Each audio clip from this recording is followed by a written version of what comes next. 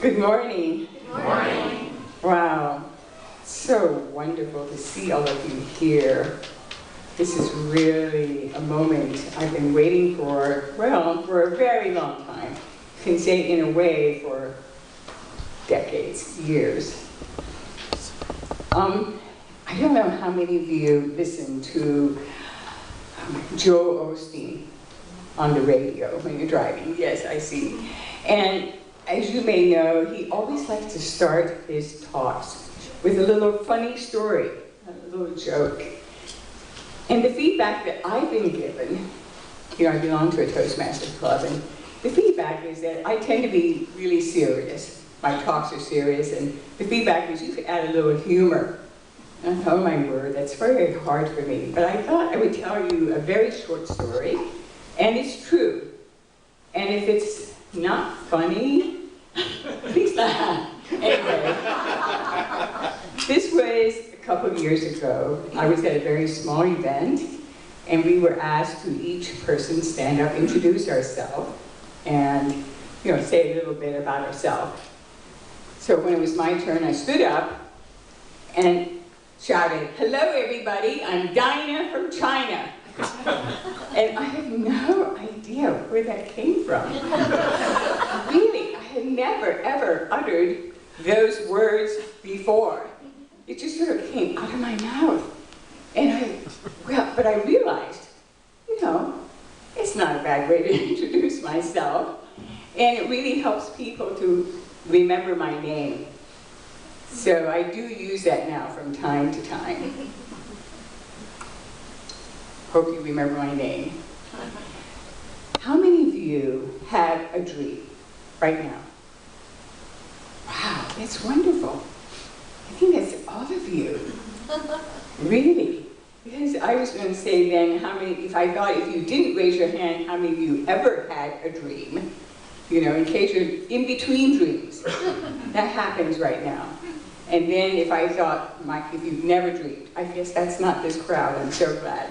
If you've never ever had a dream, I thought, you really need to buy my book. I am so gratified to see you here.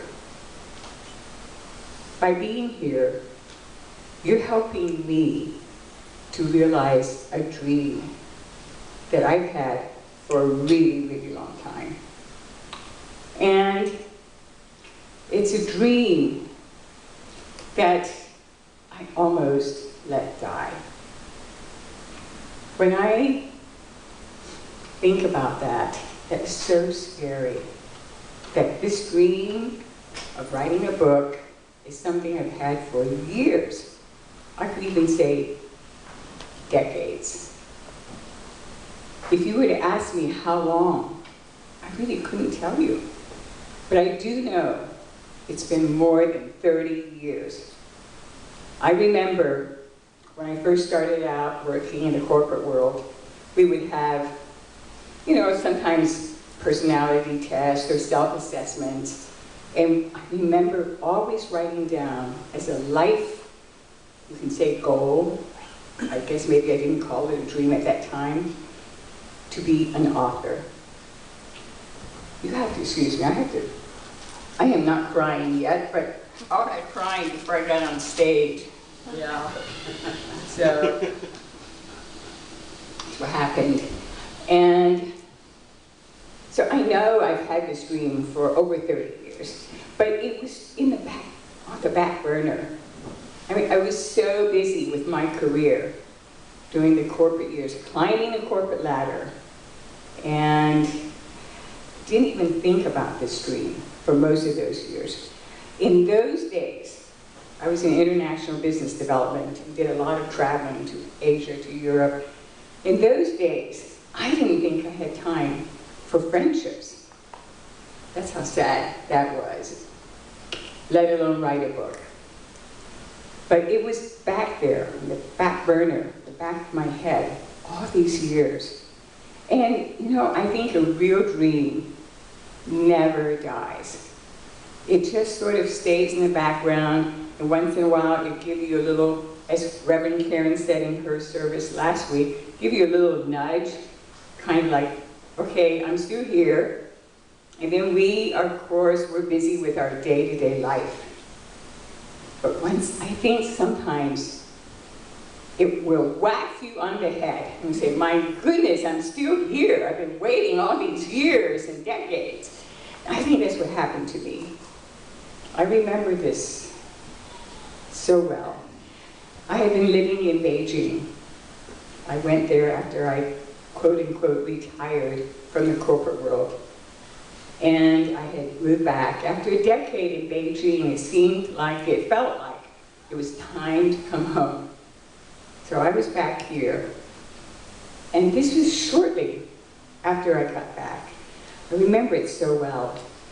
I was driving, I guess, just running an errand. And out of nowhere, I started to cry. And the crying turned into sobbing.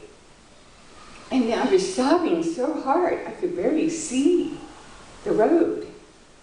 And I thought, oh my God, Dinah, you're cracking up. What is this? And then later on, I realized I was sobbing, I was crying like my heart was broken. Because it was. I was letting my dream of writing a book just slip by, day by day. As I was just lulled into complacency with my day-to-day life, I wasn't doing anything about this dream.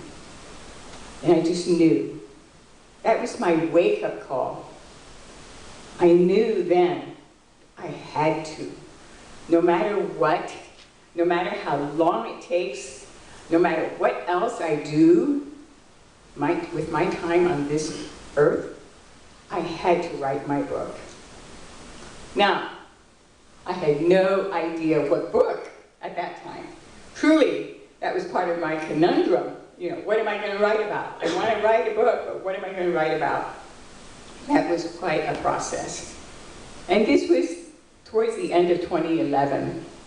And the other thing was, up to that point in my life, my age was the best kept secret. I don't think even my children knew, and even my best friends didn't know for sure. But it was years ago I had sent a birthday card to a friend, and it said, age is mind over matter. If you don't mind, it doesn't matter. And I truly believe that. But on the other hand, I didn't want anyone to know my age. And so inside of me, I felt there was this contradiction. It just, for years, I would have this conversation going on in my head about this, and debated with myself. I came very close several times to, let's just, tell your age. But then I would kind of like, oh no, I don't want to do that. Everyone thought I was, much younger, and that was kind of great. But at that same time, I had this other crisis. I finally just decided, okay, I am going to, this was 2011, I was going to turn 70 in just a few months. And I thought, I am going to just tell the world and be proud of it. And so I did. And really, I cannot tell you, I felt so liberated. And I think for months I was kind of going around telling all kinds of people my age. I don't think they really cared. But I was so happy that, I finally decided to do this. The other thing I realized about this much later was that was one thing I think that kept me from starting to write my book. Because there was a contradiction within myself about this. Now, every woman has a right to decide for herself when and if she ever wants to share her age. That's a very personal decision. I just wanted to share this story with you. And so, back to the main story, which was I had my breakthrough moment, and I realized I needed to write my book. And it's been really an incredible journey. I would say it's been a transformational experience for me.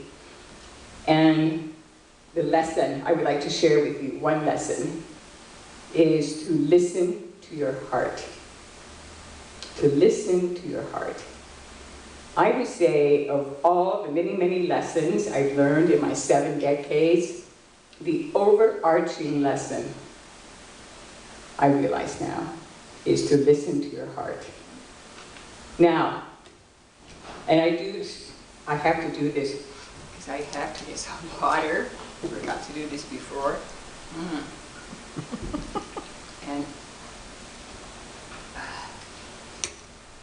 the second lesson I'd like to share with you is look for the opportunity in your crisis.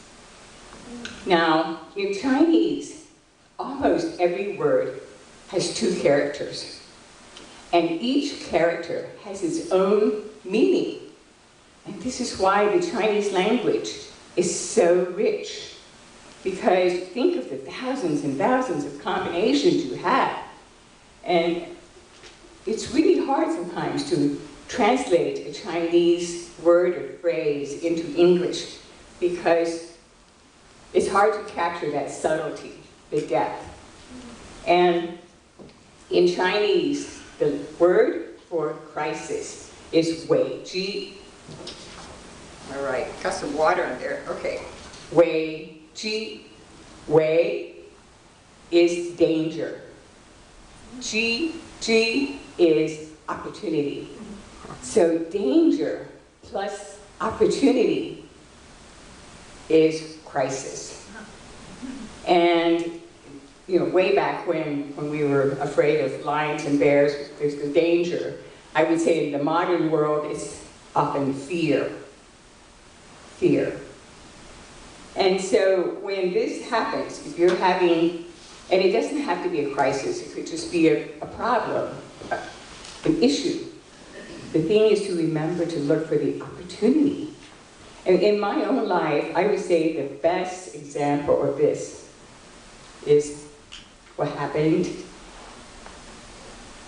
The year was 1949, and the communists were moving south, and they were just about ready to take over Shanghai. And at the time, my dad was already here in the US. He was in Ohio on a 1-year research grant, and he was getting ready to go back. And my mom wrote to him and said, no.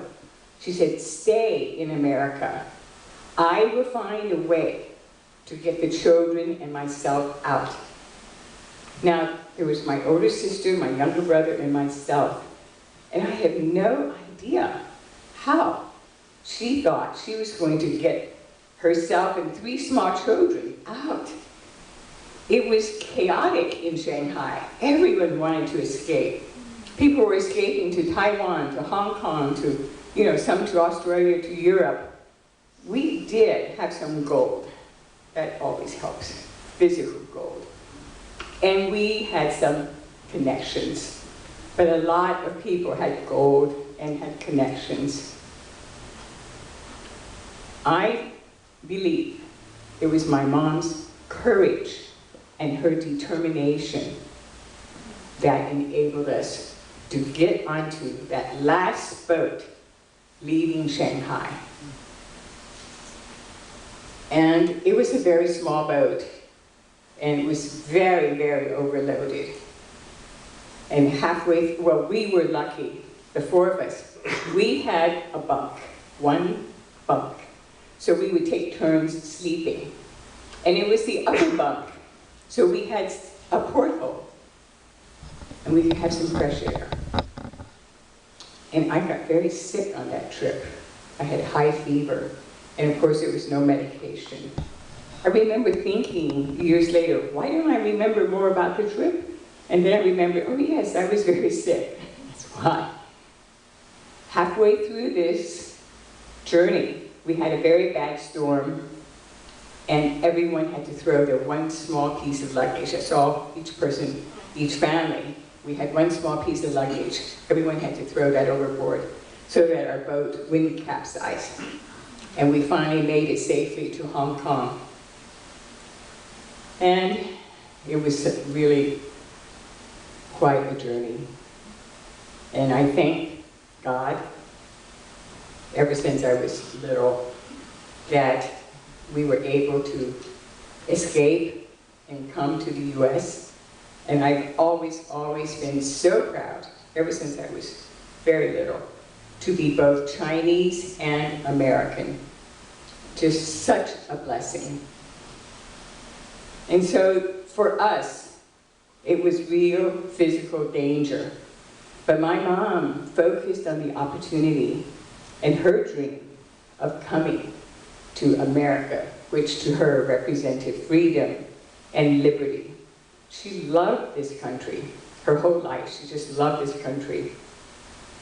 And sometimes I think she loved this country more than she loved China. She loved both. That reminds me of something. When I was in Beijing, I a few times gave talks to large groups of students. When I say large, everything in Beijing is large, everything. I mean like 900 students. And one talk that I gave was cross-cultural communication, perspectives of a Chinese American.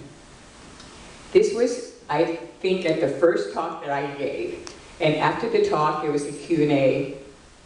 And one of the first questions was, which do you love more, America or China? And without even thinking, I said, which do you love more, your mom or your dad? It just came out of me. And it was the perfect answer because they all relate to that. You know, America is Uncle Sam, and China is the motherland. Even today, the anchors on TV always use the Chinese term for motherland. So that's what it is for me. Now, I can't even see the clock. Can you tell me how we're doing on time? 10 more minutes. It's 5 after 1. 5 after 1. 5 after 1, good. Because I do want to leave. I've got so many stories to share, but I really want to leave time for the Q&A. That's my favorite part when I give a talk.